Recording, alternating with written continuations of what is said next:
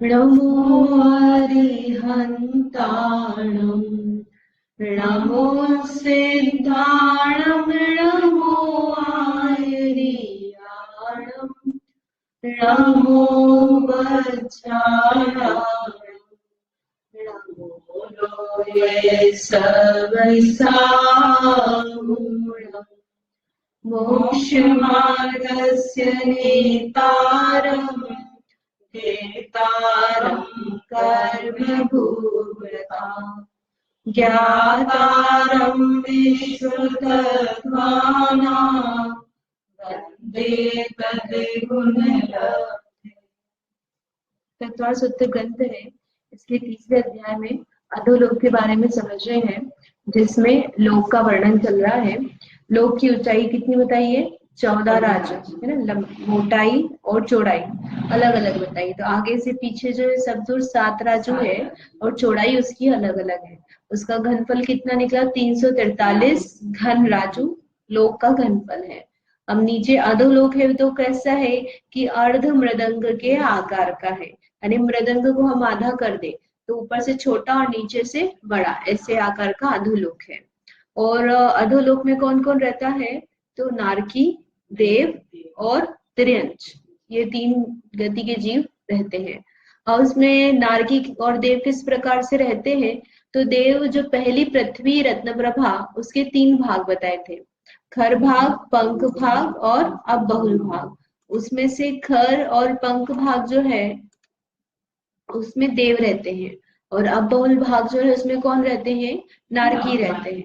तो खर और पंख भाग में देव कौन से वाले रहते हैं कि 4 प्रकार के देव होते हैं। उन 4 प्रकार के देवों में से 2 देव कौन से? भवनवासी और व्यंतर, ये दोनों देव इन दोनों भाग में रहते हैं। और बाकी के 2 कहाँ रहते हैं कि बाकी के 2 का भी आएगा तो अपन समझेंगे। अब इसमें बिलों का बारे में और किस तरह से ठंडी गर्मी होती है समझा था कि जो बिल है वो 3 प्रकार से होते हैं, इंद्रक बिल, श्रेणीबद्ध और प्रकीर्णक। तो इंद्रक बिल जो होता है वो कैसा होता है? जो सेंटर में होता है उसको क्या बोलते हैं? इंद्रक बिल बोलते हैं। और जो लाइन से होते हैं बने हुए 8 दिशाओं में, वो क्या कहलाते हैं? श्रेणीबद्ध। और बीच में जो रेड कलर के डॉट डॉट से सब दूर बिखरे हुए, वो कौन से हैं? प्रकीर्णक है। फिर उसके अलावा उनकी क्या व्यवस्था बताई थी कि सबसे पहला पटल जो है उसमें श्रेणीबद्ध 4 दिशाओं में 49 बिल है, विदिशाओं में 48 है। फिर जब दूसरे पटल में जाएंगे तो क्या होगा? सब दूर से एक एक कम हो जाएंगे। फिर उसके बाद नीचे तीसरे में जाएंगे तो एक एक और कम हो जाएंगे, यानी दूसरे में जो 49 थे वो 48 हो जाएंगे, और जो 48 थे वो 47 हो जाएंगे। तो ऐसे कम करते करते जब 7वां नरक आता है तो 7वें नरक में कितने बचते हैं? 5 ही बचते हैं। तो बीच का बचता है इंद्रक बिल, और 4 दिशा की जहाँ पे 49 से वहां पर एक एक बच जाते हैं, और जो 48 से वो क्या हो जाते हैं? वो खत्म हो जाते हैं। तो इनकी संख्या है, एक बार अपन संख्या देख लेते हैं। इसकी किताब में चार्ट भी बना हुआ है, तत्वार सूत्र की जो किताब है उसमें।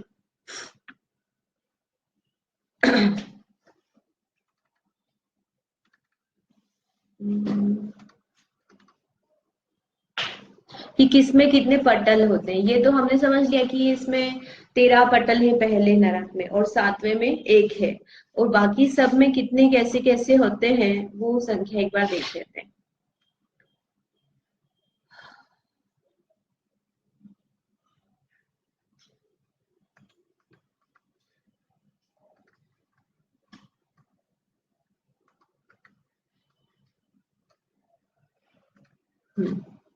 ये दिख रहा है? थोड़ा सा अपन इसको छोटा करते हैं।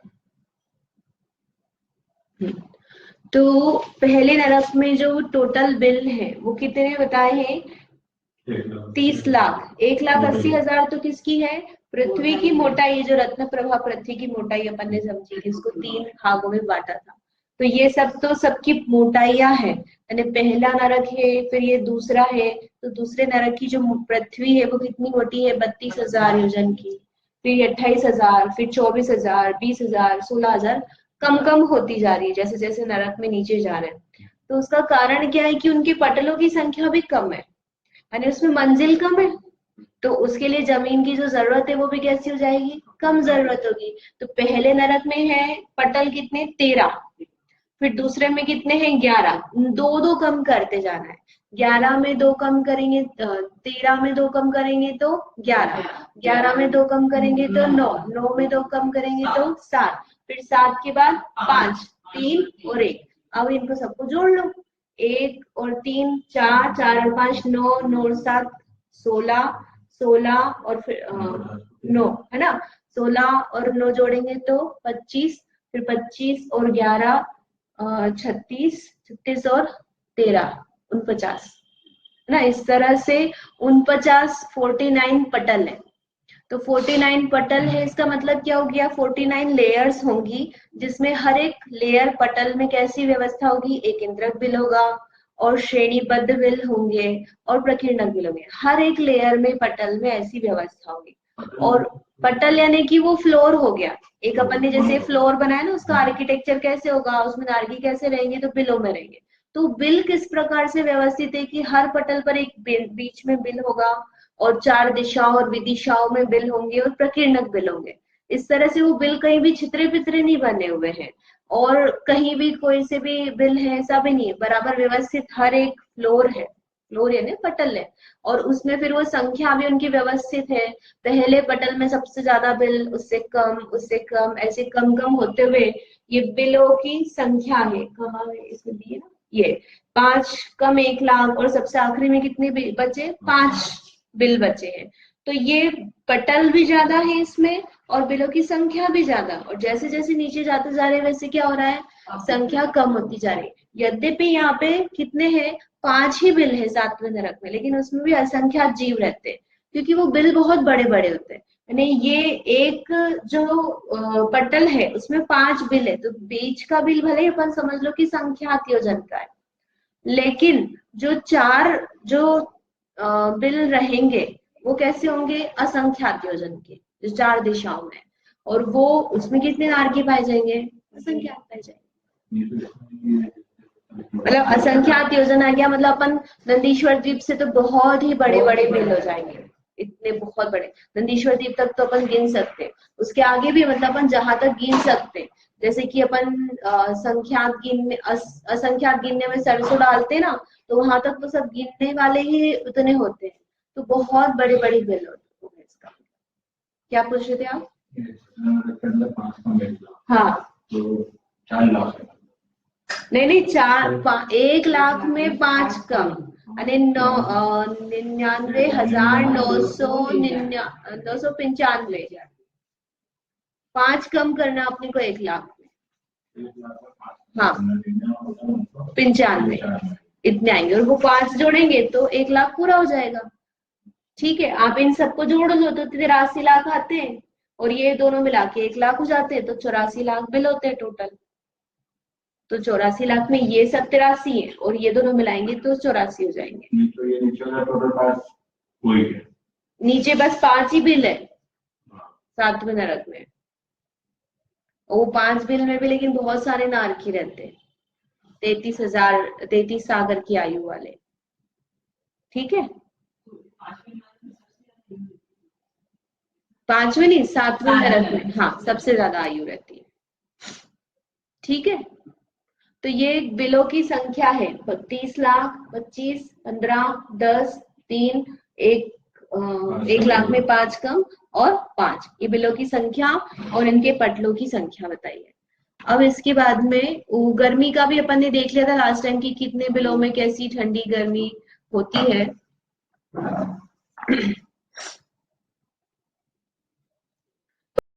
4 नरक तो पूरे की पूरे कैसे जिसमें गर्मी पाई जाती है, और 5वें नरक में 3/4 बिल जो है, 3/4 यानी पौन लगभग, ऐसे 1 लाख है तो उसमें से 75,000 बिलों में क्या हो जाएगी, गर्मी से दुख, और 25,000 में क्या है, ठंडी से दुख है। और छठे 7वें नरक में किससे दुख बताया है, ठंडी से। यानी कैसा होता है, ऐसी शीत उष्णता था, यानी लोहा जो है उसका गोला बनाओ, कितना बड़ा, सुमेरु पर्वत जितना, और उसको ऊपर से डालो, तो जहां गर्मी है तो क्या होगा, वो गर्मी से पिघल जाएगा, और ठंडी होगी तो क्या होगा, वो गल जाएगा, चूरा चूरा हो जाएगा, बिखर जाएगा। एसी ठंडी और गर्मी कहाँ पड़ती है? नलकों में पड़ती है। ठंड नहीं है, कुछ नहीं, गर्मी ही गर्मी का वातावरण है। कोई भी बिल में चले जाओ, वहां पे कोई एसी नहीं है पंखा नहीं है, कोई खिड़की नहीं है, जमीन के अंदर है वो। कैसे है? जमीन के अंदर। अभी तपता है कि नहीं तपता? अपने को लगता है अपन थोड़ा खोल लो, जैसे कार होती है, कार को हमने क्या करा, धूप में पार्क कर दिया और फिर हम अंदर जाते हैं, बिना एसी वाली गाड़ी रहती तो कैसा लगता है कि इससे अच्छा तो हम बाहर थे, गाड़ी तो और ज्यादा गर्म है। तो ऐसे वो बिल होते हैं, क्योंकि वो अंडरग्राउंड है और गर्म है और कोई हवा का उसमें आना जाना है ही नहीं, तो गर्मी ही बनी रहती है। नहीं, हवा रहती तो है, लेकिन मतलब बाहर से जैसे क्रॉसिंग हम बोल रहे हैं ना। हाँ, हाँ, लेकिन वहां पे रहती है हवा तो। पेड़ भी है वहां पे, सेमर वृक्ष बोलते हैं ना, तो पेड़ भी है सही, वहां के वृक्ष वगैरह सब चीजें हैं। ऐसा है, बाकी सांस तो ले सकते हैं, सांस तो लेंगे हाँ, लेकिन दुर्गंध वाली सांस रहती ना, वो भी कितनी दुर्गंध रहती कि यहाँ उसकी कण आ जाए तो योजन के जीव मर जाते हैं, ऐसा होता है, कट जाते हैं। अब आगे किस तरह से उनमें दुख पाया जाता है सातों नरक के नारकियों में, किस किस में परिवर्तन से, किस किस कारणों से है, वो तीसरे सूत्र में बताते हैं। सूत्र नंबर 3, नारका नित्या शुभतर लेशा परिणाम देह वेदना विक्रिया। नारका नित्या शुभतर लेशा परिणाम देह वेदना विक्रिया। सरल है ये पढ़ने में, शब्द शब्द जो है इसके सारे सरल है, कठिन नहीं है, धीमे धीमे पढ़ेंगे तो इसमें बोलने में आएगा। तो नारकाहा, नारका है ना नारकी, कैसे होते हैं? नित्य, नित्य है हमेशा, कैसे होते हैं? अशुभतर, नित्य अशुभतर, अशुभतर यानी एक होता है अशुभ, अशुभतर और अशुभतम। तो अशुभतर यानी इससे कंपैरिजन में ये खराब, तो उनकी लक्ष्याएं कैसी रहती है? अशुभतर, अशुभ अशुभ जैसी हो सकती है, और परिणाम भी कैसे हैं उनके? अशुभ अशुभ परिणाम, यानी पहले नरक के नारकी से दूसरे नरक के परिणाम कैसे होंगे? अशुभ होंगे। फिर देह भी कैसी होगी? अशुभ अशुभ होगी। जैसे जैसे नीचे के नरक में जाएंगे उनका जो शरीर है वो भी कैसा आएगा? खराब। जैसे पंचम काल के लिए बोलते ना कि चतुर्थ काल में जो जीव थे उनका सानन बहुत अच्छा था, वो बहुत लेबर वर्क भी कर लेते थे और खाना भी कम खाते थे, उनकी जो खाना भी एक बार खाते थे और हम दिन में 5 बार खाते, लेकिन फिर भी हमारा सानन कैसा है? हमारे दादा दादी से तो कमजोरी है ना वो, उनको बुढ़ापे तक कोई रोग नहीं हुआ और हमें 30 साल की उम्र में रोगों की शुरुआत हो गई है। तो हमारी देह कैसी है? उनसे खराब है। तो ऐसी नारकियों की देह नीचे नीचे जाते हैं तो कैसी होती जाती है? खराब होती जाती है। फिर देह के साथ में वेदना, तो पहले नरक में जैसे नारकियों को वेदना है, उसे नीचे नीचे जाएंगे तो क्या होगी? वेदना, दुख जो है बढ़ता जाएगा। और विक्रिया, विक्रिया भी जो है वो अशुभ अशुभ होती जाती है, पहले से दूसरे में ज्यादा अशुभ विक्रिया, तीसरे में चौथे में उनकी विक्रियाएं जो बनेंगे करेंगे वो भी सब कैसी है? खराब खराब होती जाती है। तो बेसिकली ऊपर से नीचे जाएंगे तो सारी की सारी चीजें जो जो है वो सब क्या हो जाती है? खराब हो जाती है। बताते हैं कि अपन समझते हैं। तो पहले सबसे पहले लक्ष्य है कि लक्ष्य अशुभतर कैसे है। तो अशुभतर में क्या है? कंपैरिजन करना है। तो एक तो क्या है कि जो तिर्यंच है, तिर्यंच की जो लेश्याएं पाई जाती है उससे भी खराब लेश्याएं किनके पाई जाती है? नारकियों के पाई जाती है। किनके पाई जाती है? एक इंद्रिय को भी जो लेश्या पाई जा सकती है अपन, कृष्ण लेश्या, उसका भी बहुत ज्यादा खराब, उससे भी कृष्ण लेश्या का जो परिणाम सबसे खराब हो सकता है वो होगा तो किसको होगा? नारकी। तिर्यंचों की अपेक्षा खराब और पहले की अपेक्षा दूसरे की लेश्या अशुभ। पहले से दूसरे की अशुभ कैसे है कि नारकियों की सिर्फ अशुभ लेश्या पाई जाती है। 6 प्रकार की लेश्याएं होती है। कौन कौन सी? तो कृष्ण, नील, काबोध, पीत, पद्म, शुक्ल, है ना, ये 6 लेश्याएं होती है। तो इनका जैसा जैसा कलर है जीव के परिणाम भी वैसे होते हैं। तो सबसे अच्छी होती है शुक्ल लेश्या और सबसे खराब होती है कृष्ण लेश्या।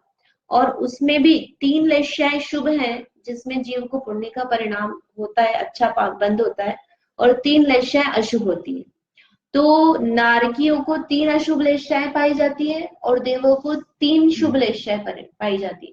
भले ही देव किसी मुनिराज पर उपसर्ग कर रहा है तब भी उसकी लेशा कौन सी मानी जाएगी? शुभ। और भले ही नारकी सम्यक दृष्टि है लेकिन उसकी लेशा कौन सी रहेगी? अशुभ। वो जन्म से ही उनके वैसे ही परिणाम, उस लेशा वाले ही परिणाम होंगे। तो अशुभतर कैसे है कि पहले नरक में, मतलब पहले दूसरे तीसरे नरक तक कापोत लेशा है ना। कापोत कृष्ण और नील, तो नील सबसे खराब है, सॉरी कृष्ण सबसे खराब है, उससे कम खराब नील है और उससे कम खराब कापोत है। तो कापोत में भी हम 3 भेद कर देंगे, 3 भेद करेंगे, यानी जगन्य, मध्यम और उत्कृष्ट कापोत। परिणामों की रेंजेस हो गई लेशिया में। तो जो कापोत वाले परिणाम है उसको 3 कैटेगरी में डिवाइड कर दिया कि ये कम खराब है, ये उससे ज्यादा खराब है और इससे ज्यादा खराब है। तो जो पहले से दूसरे नरक में जाएंगे तो वो जो कापोतलेशा के परिणाम पहले में पाए जा रहे हैं उससे खराब दूसरे में पाए जाएंगे। दूसरे नरक में जो कापोतलेशा के परिणाम है उससे ज्यादा खराब परिणाम कहाँ पाए जाएंगे? तीसरे में। तो ये सीधे हो जाते हैं क्या कि पटल वाइज ले लेंगे यहाँ पे भी, यानी जैसे पहले नरक में 13 पटल है तो उसमें सबसे जघन्य कापोत का परिणाम जो पहले पटल में, फिर उससे थोड़ा बढ़ता हुआ खराब परिणाम दूसरे पटल में, तीसरे में, ऐसा करते करते जो इसके जघन्य बोला अपन ने, तो जघन्य एक जैसा जघन्य नहीं लेंगे अपन, उसमें उसमें भी थोड़ा तो बढ़ेगा ना, एक ही प्रकार का परिणाम सारे नारकियों को नहीं पाया जाएगा। तो 13वां पटल वाला जो नारकी होगा उसको इस जगन्य का भी उत्कृष्ट पाया जाएगा, उसमें जो हाईएस्ट वाला होगा। हाँ, पेड़ का उदाहरण दिया था उसमें लेश्या का, कि जैसे कृष्ण लेश्या वाला परिणाम है, 6 प्रकार के जीव हैं तो उनके लिए क्या बताया है कि अलग अलग प्रकार के कैसे उसके परिणाम होते। कृष्ण लेश्या वाले मतलब 6 लोगों को आम खाना है और आम का पेड़ है उनके सामने, तो कैसे अलग अलग जीव के परिणाम होते। तो कृष्ण लेश्या वाला जीव जो उसको ये भाव आता है कि मैं इसको जड़ से उखाड़ लेता हूँ और जितने भी आम है वो मुझे मिल जाएंगे, मतलब वो पदार्थ को आगे संतति नष्ट हो जाएगी, वो ये ध्यान ही नहीं रखता, बस इतना स्वार्थी होता है कि मेरा भला होना चाहिए, मुझे पदार्थ मिलना चाहिए। और पेड़ को उखाड़ देंगे तो क्या होगा? खत्म हो जाएगा, अन्य को भी नहीं मिलेगा, कुछ भी नहीं होगा, यानी मैं भी स्वाध्याय नहीं करूंगा और तुमको भी नहीं जाने दूंगा, अन्य का भी भला नहीं होने देना। मैं खाऊं, कितने खाएगा? जो कच्चे होंगे वो नहीं खा पाएगा, जो ज्यादा पके होंगे वो नहीं खा पाएगा, जो ठीक ठीक पके होंगे वो खा पाएगा। तो पेड़ भी बेकार किया उसने और अन्य को भी नहीं खाने देगा। तो इस तरह से कृष्ण लेश्या वाले के परिणाम बहुत ही खराब होते हैं, संक्लेश परिणाम होते हैं। फिर उसके बाद में नील लेश्या वाला है, तो वो क्या करता है कि ठीक है मैं जड़ से तो नहीं काटूंगा लेकिन तने से काट दूंगा, जड़ रहन देगा वो, ठीक है, उसको ऐसा परिणाम है। फिर नील के बाद में आता है कापोतलेशिया वाला, तो क्या करता है? ब्रांच तोड़ता है, उसकी जो बड़ी ब्रांच है डगाल, वो वहां से तोड़ता है वो। तो पेड़ बाकी पूरा तो बच गया लेकिन फिर भी उसने क्या करा? डगाल तो तोड़ी ना, अब छोटी कच्ची केरी भी हो सकती है जो बढ़ सकती थी उसमें, वो कितने फल खाएगा? उसमें जो पके हुए वो तोड़ ले नहीं, लेकिन वो क्या करता है? डगाल को तोड़ता है। फिर उसमें भी छोटी डगाल होती है, तो जो पीतलेशिया वाला है उसको होता है छोटी वाली डगाल तोड़ता है जिसमें 2-3 गुच्छी वाली होती है ना वो। और फिर पद्मलेशिया वाला जो होता है वो क्या करता है? आम तोड़ता है, कि जो जो पके हुए आम है उसको उसी को तोड़ेगा, वो अन्य को डिस्टर्ब नहीं करेगा। और शुक्ल लेशिया वाले का तो इतना भद्र परिणाम होता है कि वो तोड़ने का भी कष्ट नहीं करता है। वो क्या करता है? जो आम नीचे है वो पके हुए हैं तो वो जो आम है वो मैं खा लूंगा, इतना संतोषी प्राणी। तो इसके कषायों की मधुरता बहुत है। तो इस तरह से 6 उदाहरण है, सभी इसी रूप में एग्जैक्टली पाए जाएंगे ऐसा नहीं है, उदाहरण बताया अलग अलग जगह पे अलग अलग रूप से अप्लाई होगा। तो ये 6 प्रकार के भाव एक हीनादिकता के माध्यम से बताए किस तरह से है। तो उसमें से जो अशुभ परिणाम है, शुभ लेशा है, वो नारकियों के हैं। तो 3 नरक, पहले दूसरे तीसरे तक क्या पाई जाती है? कापोत लेशा। फिर तीसरे में ही कुछ पटलों में तो कापोत है और कुछ में नील लेशा का जघन्य अंश पाया जाएगा। फिर कहाँ तक पाया जाएगा? तो चौथे और 5वें नरक तक पाया जाएगा। तो पांचवे में भी पूरे में नील नहीं पाया जाएगा, वहां पे कृष्ण लेशा की शुरुआत हो जाएगी कुछ बिलों से। फिर वो जो कृष्ण लेशा उसके तीन भाग किए, जघन्य, मध्यम और उत्कृष्ट। तो पांचवें, छठे और सातवें नरक में जो लेशा है वो कौन सी पाई जाएगी? कृष्ण। तो इसमें जो ये जघन्य लेशा कृष्ण पांचवें नरक में, उससे जो सातवें नरक की उत्कृष्ट कृष्ण है वो कैसी होगी? ज्यादा हो। उसका अंश जो कृष्ण का अशुभपना है वो कैसा है? ज्यादा है। तो कैसा कहा? अशुभतर लेशा, यानी इससे ये अशुभ, इससे दूसरे से तीसरे में अशुभ, तीसरे से चौथे में ज्यादा अशुभ लेशा, चौथे से पांचवे, पांचवे से छठे, छठे से सातवें। तो एक नरक से दूसरे नरक में लेशा कैसी हो रही है? खराब खराब होती जा रही। लेशा अशुभ होने से क्या होगा? परिणाम भी उसके संक्लेशित रहेंगे, पाप बंद करेगा और वो दुखी रहेगा, कुलित रहेगा। प्रशाएं उसके ज्यादा पाई जा रही है ना, इसका मतलब। फिर परिणाम अशुभतर बताया। तो परिणाम में यहाँ पर अपन अपने भाव नहीं लेंगे, जीव के परिणाम नहीं लेंगे। यहाँ परिणाम से क्या लेना है कि वहां पर जो नरक में उसको वातावरण मिल रहा है वो कैसा है? तो कैसा है कि नीचे नीचे के नरकों में स्पर्श, रस, गंध, वर्ण कैसा है? अशुभ अशुभ अशुभ है। यानी सबसे नीचे के नारकी जो है उसका जो रंग होगा वो कैसा होगा? सबसे काला, बहुत काला, कृष्ण, अति कृष्ण। और जो पहले नरक का है उसका कैसा होगा? कापोत लेशा का जैसा कलर है वैसा होगा। यानी रंग भी उसका कैसा होते जा रहा है? खराब खराब। अब वहां की मिट्टी की अपन बात करें तो पहले नरक में जैसी मिट्टी का स्पर्श, रस, गंध, वर्ण है, बिलों का जो भी सब चीजों का है, उससे दूसरे नरक में जो स्पर्श, रस, गंध, वर्ण पाया जाएगा वो कैसा होगा? खराब होगा। दूसरे से तीसरे में ज्यादा खराब। यानी हम किसी एक नरक की मिट्टी का बोल रहे कि यहाँ की मिट्टी से जम्बू द्वीप में आने पर वहां पर 1 योजन तक के जीव मर जाते हैं, तो उससे नीचे वाले नरक की हम मिट्टी लाएंगे तो उससे ज्यादा दूरी तक के जीव मर जाएंगे, है ना। पहले नरक की नारकी में नारकी की जो मिट्टी है वहां की मान लो हम 100 जीवों के मरे हुए के समान 100 दिन तक सड़ा दी और वैसी बदबू आ रही है, तो दूसरे नरक में क्या लेना? 1000 जीव ले लेना और उनको 1000 दिन तक सड़ाया और फिर जैसी बदबू आती तो वो ऐसी भयंकर बदबू लेना। तो सभी जो चीजें हैं जैसे जैसे नीचे के नरक में जा रहे हैं वो क्या हो रही है? खराब खराब।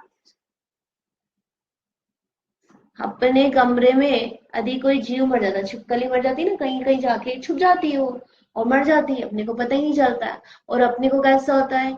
सहन ही नहीं होता है, जा ही नहीं पाते। हमको हम 10 लोगों को बोलते भैया यहाँ कुछ मर गया है, निकालो निकालो निकालो, और नहीं हमारी शक्ति होती है तो हम क्या करते हैं? जाते ही नहीं उस कमरे में। फिर क्या होता है? थोड़े दिन बाद वो सूख जाता है तो उसकी बदबू आना बंद हो जाती है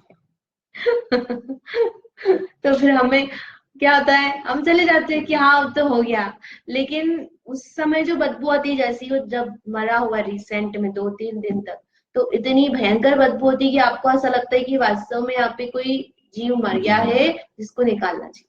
तो वो तो क्या एक ही जीव मरा है। और जो नरक की मिट्टी की गंध होती है वो कैसी होती है? बहुत सारे जीवों का आप ले लो, ऊंट, सुअर, कुत्ता, बिल्ली, ये सब जानवर मर गए इकट्ठे, और फिर उनकी जो सड़ने से बदबू आती वैसी बदबू होती है वहां। ठीक है।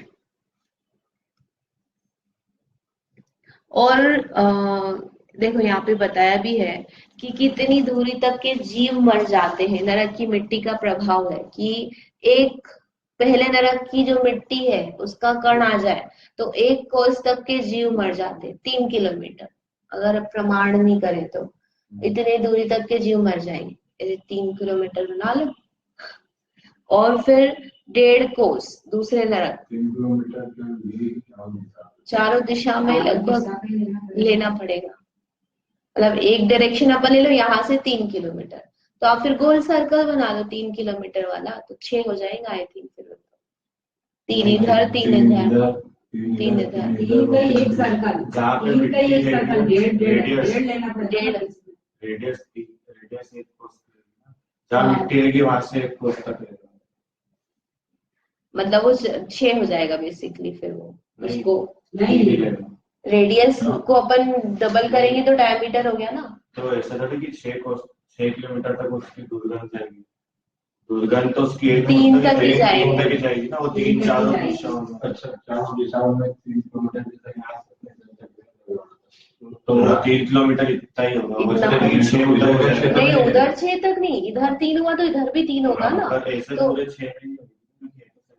हाँ, तो सेंटर में है तो तो 3 इधर भी जाएगी, 3 हाँ, इधर भी, तो 3 उससे इधर भी भी, 3 3 इधर हो भी। सब दूर 3 हो गया ना, फिर वो तो विचारेंगे इसको कि क्या है, वो 6000 से multiply।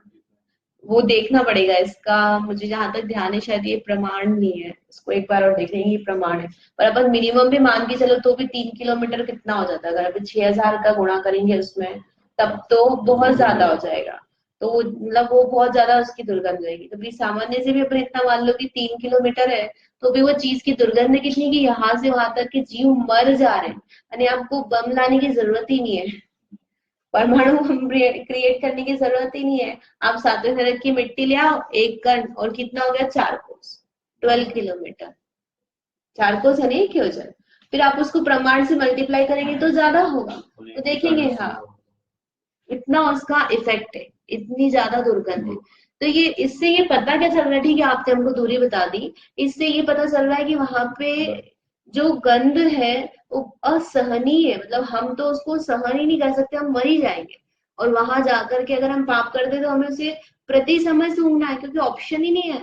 कोई परफ्यूम या रुमाल नहीं जो आप अपनी नाक पे लगा लोगे और फिर आप काम करते रहोगे और लड़ते रहोगे, सारे काम करते रहोगे। यानी आप समझ लो आपको बुखार भी हो रहा है, सर्दी भी हो रही है, लगी भी हुई है, खून भी निकल रहा है, और गर्मी भी लग रही है, और ऊपर से लड़ना भी पड़ रहा है, और फिर बदबू लगा रही है, प्यास अलग लग रही है। हाँ, बंद आता है, उधर भी आता रहता है ना, सब चीज चल रही है। और निर्जराई चल रही ना, उदय में आके वो स्वरूप परिणमित हो रहे, तो पुराने कर्मों की निर्जराई चल रही है। तो ऐसा कुछ किसी अलग से कुछ निर्जरा करने के लिए कोई चीज नहीं करता नहीं, वो जो वो खुद से जब तक जैसे सम्यक दृष्टि है, सम्यक दृष्टि तो करेगा तो फिर वो स्वरूप परिणमित नहीं होगा most of the time. Most of the time मतलब कि लड़ेगा, लेकिन उसमें बिल्कुल तन्मयता होकर के नहीं लड़ेगा। लेकिन सामान्य जीव जो है वो तो क्या है कि वो तो बिल्कुल जैसा उदय आ रहा है वैसे उस रूप में लड़ रहा है। असित कुमार ने बोला कि ये तुम्हारा ऐसा किया था, इसने ऐसा किया था, तो ये लगा, मारने लगा उसको। तो वो जैसा उदय आ रहा है उस रूप परिणमित हो रहा है, तो पुराने कर्मों की निर्जरा हो रही है। जो पाप का उदय है वो जा रहा है उसका, मतलब उदय ना करके नए कर्म का भी होता है इसका। अकाम लेकिन वो वापस नरक में चले जाए इस टाइप का नहीं बनेगा।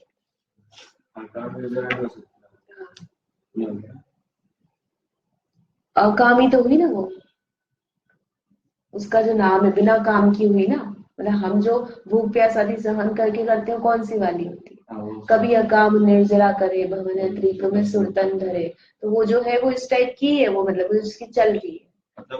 अगर वो शांति से सहन करेगा तो अकाम निर्जरा है, तो वो शांति से, वो तो उसको चल रहा है, वो नॉर्मल अपना उदय में जो आंखें खिलना है वही चल रहा है।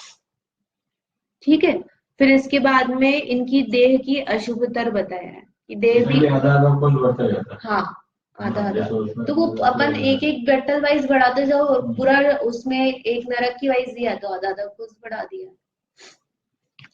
तो देह कैसे अशुभतर है कि इनका जो शरीर होता है वो कैसा होता है, हुंडक संस्थान। संस्थान यानी क्या होता है, शरीर का आकार। ऐसे भगवान का बोलते हैं ना सम चतुरस्र संस्थान, ये 5 शरीर है, तो उसमें आहारक शरीर का समझा था कि आहारक शरीर कैसा होता है, सम चतुरस्र, यानी उसके नाक कान हाथ पैर जैसे जितने होने चाहिए उतने बड़े होंगे। हुंडक संस्थान का क्या मतलब हुआ कि कोई चीज एक हाथ बड़ा एक हाथ छोटा ऊपर निकली हुई है, ऐसे कहीं भी मतलब छोटा बड़ा होगा, वो एग्जैक्टली जैसा बराबर होना चाहिए वैसा नहीं होगा। तो ये हुंडक संस्थान वाला है। क्रूर और भयंकर शरीर इसका जो है, उसमें क्या है, इनके शरीर में कड़वी तुमड़ी और कांजीर से भी अधिक कटु और अनिष्टकारक रस होता है। रस यानी कि वैकृक शरीर है, तो वैकृक शरीर में जो उसको दुख होना है, कुछ मल आदि तो होना चाहिए ना, जैसे अपने इसमें कफ वात पित्त होता है, तो इनके भी ऐसे इस प्रकार का रस पाया जाता है अनिष्टकारक, जिससे रोग उत्पन्न होते हैं। और बिल्ली आदि के मरे हुए शरीर से भी अधिक दुर्गंधित शरीर ने, वो बाहर का तो मिट्टी दुर्गंधित है ही, और अपना खुद की बॉडी भी कैसी है, कोई बहुत अच्छी खुशबू वाली नहीं है कि जिससे वो उनकी जो दुर्गंध आ रही मिट्टी की वो ढक जाए। वो वहां से भी दुर्गंधित ही है, वो कोई बहुत अच्छा नहीं है। और करोत और गोखरू से भी अधिक धूल स्पर्शित शरीर, मतलब आप किसी को टच करो तो करंट लगता है ना, ऐसे उस नारकी को स्पर्श करने में दुख आएगा। ये भूमिका बताया, बिच्छू सहस टसे नहीं तीसो, ये बिच्छू जैसे काटते वैसे ये भूमि पे पैर लगने से अपने को लगता है। गर्मी में हम बिना चप्पल के थोड़ी दूर चल ले सड़क पे तो कैसा लगता है, छाले जाते दौड़ लगाते हैं अपन एकदम फटाफट, यात्रा करने जाते हैं ना तो उतरते उतरते टाइम हो जाता है, और वहां व्हाइट पट्टी पैंट नहीं लगा हुआ होता है तो क्या करते हैं फिर, दौड़ लगाते हैं सहा नहीं जाता। और वहां तो वो दौड़ लगा के जाए कहाँ, सभी जगह तो एक जैसी है, उनका शरीर भी ऐसा है, तो इसलिए कहीं कहीं वो मतलब वो छुट्टी नहीं है, कहीं चैन नहीं है। चैन की सांस हम बोलते हैं ना, हमको चैन की सांस लेने दो, कभी तो हमको आराम दो, तुमको यहाँ तुम अगर अपने चीजों से जो है भेद विज्ञान को नहीं करोगे तो वहां पे जाओगे, वहां पे तुमको आराम करने नहीं मिलेगा। ठीक है, गोखरू जीव होता है आई थिंक, हाँ गोखरू वो ये होते हैं ना, हाँ गोल गोल, नहीं नहीं ये खाने की चीज होती है, ये गोल गोल होता है, उसमें कांटे कांटे कांटे, कैक्टस टाइप का समझ लो बेसिकली, वो ऐसा होता है। आप कैक्टस को टच करते हो तो वो होता है ना, कांटा लग जाता है, इस टाइप का। तो ये फल है, तो ये जीव, वैसा उस टाइप का शरीर है, गोखरू तो चीज है, जीव नहीं है, फल है, फल है, फल। फल है। हाँ गोल गोल फल होता है, उसमें कांटे लग जाते हैं। तो इसका शरीर भी ऐसा दिखता है, ऐसा शरीर मतलब कि वैसे कांटे टाइप से स्पर्शित शरीर, उससे भी अधिक, मतलब गोखरू जैसा कांटे नहीं लगे हुए उसके, लेकिन आप टच करोगे तो जैसे गोखरू को छूने पर आपको कांटों का अनुभव होता है, उससे भी ज्यादा आपको दुख का अनुभव उस नारकी के शरीर को स्पर्श करने पर होगा, ऐसा वो बताना चाहते हैं। कंपैरिजन बताया है यहाँ पे कि जैसे शरीर में कड़वी टुकड़ी और कांजे, तो वो उसका रस नहीं है, उससे भी ज्यादा कटुक रस होता है एक खून की जगह पे। तो इस तरह से इनका शरीर है। और कितने रोग होते हैं, तो ये रोग का प्रमाण बताया है, 5,68,99,584 रोग 7वें नरक के नारकी के होते हैं, यानी एक साथ इतने रोग होते हैं। पहले तो हमको ये डिसाइड करना पड़ेगा कि इतने सारे रोग एग्जिस्ट भी होते हैं क्या, अलग अलग टाइप के, इतने टाइप के। कितने बताए हैं, 4-5 नहीं बताए, लाख नहीं है, कितने हैं, करोड़, 5 करोड़, 5 करोड़ रुपए भी अपने पास हो जाए तो अपन कैसे हो जाते हैं हाँ मतलब कितनी कोई छोटी क्वांटिटी है क्या। और इतने रोग एक साथ होना, 5,68,00,000 यानी 5.5 करोड़ जितने आप समझ लो। हाँ तो इतने ज्यादा रोग 7वें नरक के नारकी को होते हैं। फिर 7वें से 6ठे में जाएंगे तो हाफ हो जाएंगे, एक साथ उसके शरीर में बने रहते हैं। यानी इसका प्रमाण बताए कि घनांगुल का जो प्रमाण है उसमें एक घनांगुल में कितने रोग होंगे, तो जैसे जैसे नारकी की हाइट बढ़ती जाएगी तो उसके रोगों का प्रमाण बढ़ता जाएगा। तो ऐसे अपन 7वें नरक का बताया ना, 7वें से अपन 6ठे में जाएंगे तो उसका हाफ कर दो, हाइट कम हो जाएगी तो रोगों का प्रमाण भी कम हो जाएगा। तो 5.5 करोड़ जितने हैं तो उसके 3.25 करोड़ टाइप से हो जाएंगे। फिर 6ठे से हम 5वें में जाएंगे तो 5वें में 3.25 का और आधा कर दो, तो ऐसे करते करते पहले नरक तक जो है वो लाख की संख्या में जाएंगे। लेकिन फिर भी लाख होने पर भी कितने हैं, कम नहीं है। अभी हमको सर्दी हो जाए, गला दुख रहा है, सांस की प्रॉब्लम हो जाए, सिर दुखने लग जाए, या एक बीमारी भी हो जाए, वायरल हो जाए, तो वही हम कैसे हो जाते हैं, सो जाते हैं घर में जाके, कुछ नहीं करना, न ऑफिस जाना, न मंदिर जाना, न हमको खाना पीना, खाना पीना भी भूल जाते, बस सोना। और कई बार तो ऐसा होता है नींद भी नहीं आती। तो एक रोग होने पर हमारी हालत ऐसी हो जाती है, तो अब 5 समझ लो, 5 होंगे तो कैसी होती है, फिर लोगों का मिलना आना शुरू हो जाता है, तांता लग जाता है। और यहाँ पे तो कितने हैं, लाखों की संख्या में रोग है, आप गिन ही नहीं सकते उतने रोग है, गिन मतलब हम नाम नहीं गिना सकते, अभी नाम ही नहीं पता होंगे इतने रोग। सहन ही करने पड़ेंगे ना, वो कुछ इलाज तो करवा नहीं सकते, और उसके ऊपर खाना पीना भी नहीं उनके पास में कि वो रोग ठीक करने के लिए कुछ दवाई ले ले, कुछ औषधि कर ले, उपचार कर ले, कुछ नहीं कर सकते। नहीं, ठीक ही नहीं होते ना, बने ही रहते हैं। हाँ, वो शरीर से तो दुख है उनको, असतक होते हैं किसके थ्रू मिल रहा है, बाहरी चीजों के साथ साथ उसका शरीर भी उसको दुख में मिलते हैं। इस तरह से ये रोग है।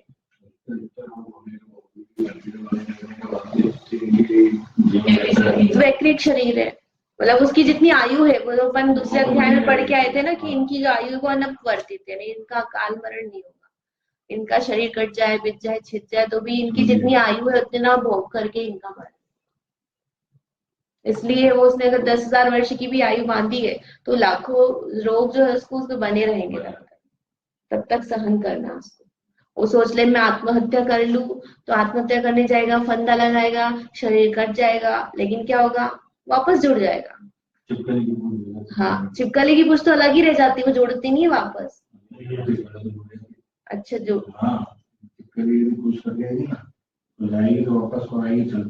तुरंत की तुरंत हो तो जुड़ जाए, वो अलग बात है। आजकल तो नहीं, पहले जुड़ जाते, अब तो कट ही देती और तड़पती है।